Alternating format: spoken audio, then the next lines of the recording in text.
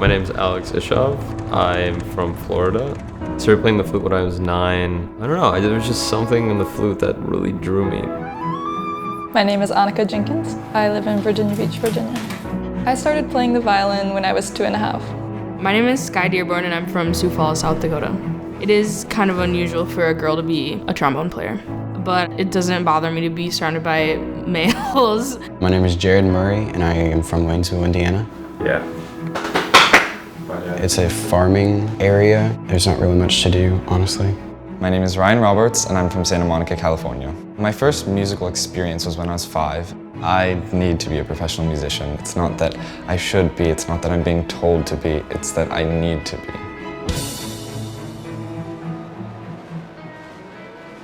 As a young musician, I imagine a lot of these kids will be asking themselves, do I have a life in music? Is this what I want to do for a profession? Welcome everybody. You have had a busy day. We're going to make our first musical noises together, and I'm sure they're going to be beautiful.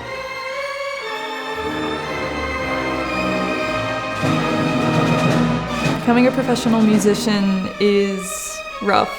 You only have so many hours in a day, and of course most of them are used up sleeping, eating, and then we have rehearsals to add on to that. And of course we need to practice for ourselves to be able to play the music we're playing. Yesterday I played about 7 or 8 hours. Right now I'm really sore. My shoulders are sore, my fingertips are sore. I think I played my cello for about 8 hours yesterday. My main job is to run the full orchestra rehearsals prior to Mr. Gergiev's arrival. I think everyone's going to be on edge, and anything can happen.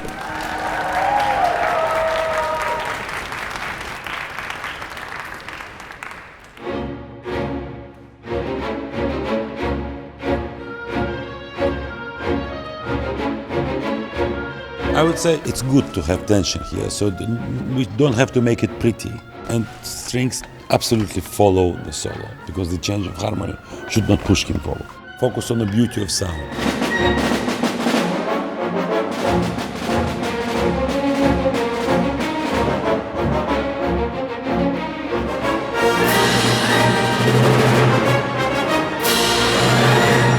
Oh my goodness, Gergiev. As a person, he is just synonymous with music. He is one of the best conductors in the world, and I personally have never experienced a conductor like him. Take a moment to welcome Joshua Bell. Joshua Bell has attained what all of us are trying to attain. Joshua Bell really appeals to everyone who watches him. He's a showman.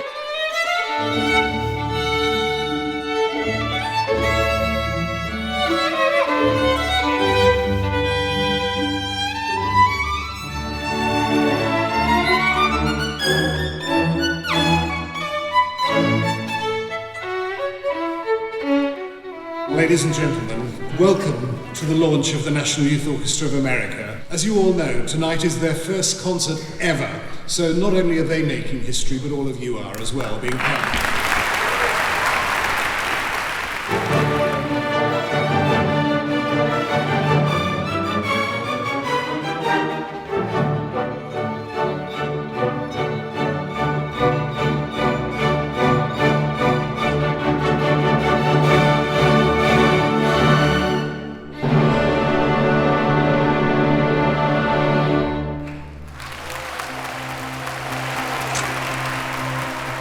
Young, often you lead up to a big performance and then you're done, but here when you're on a tour like this, it's like you've done it, then the next day you got to get back up and do it again and again and again, and travel and change time zones and wake up at 2 in the morning not being able to sleep because you're still somewhere else.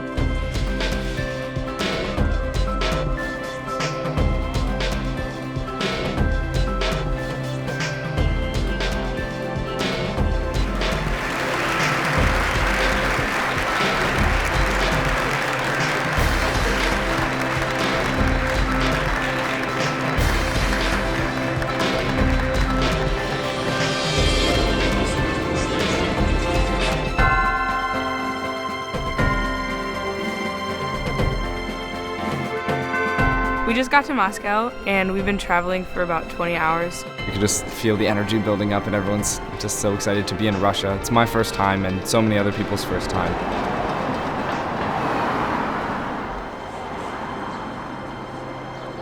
Russians are always ready to embrace truly greatly gifted young Americans. Everyone understands this is more than just concerts. It's a very serious look into the future.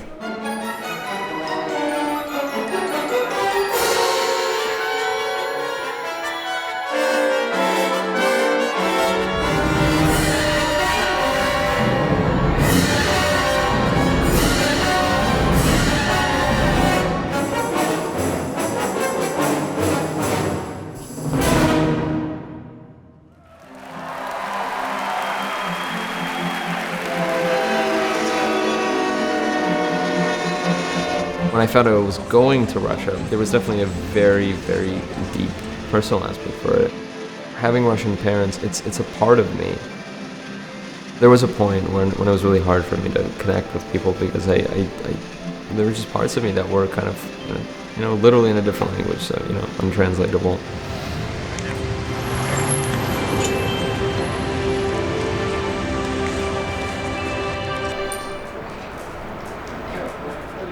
I've been inside this hall for performances maybe, I'd say more than 100 times for sure. In the audience will be mom, dad, grandma, grandpa, aunt, uncle, cousin, probably some other extended family. I couldn't imagine not being here right now.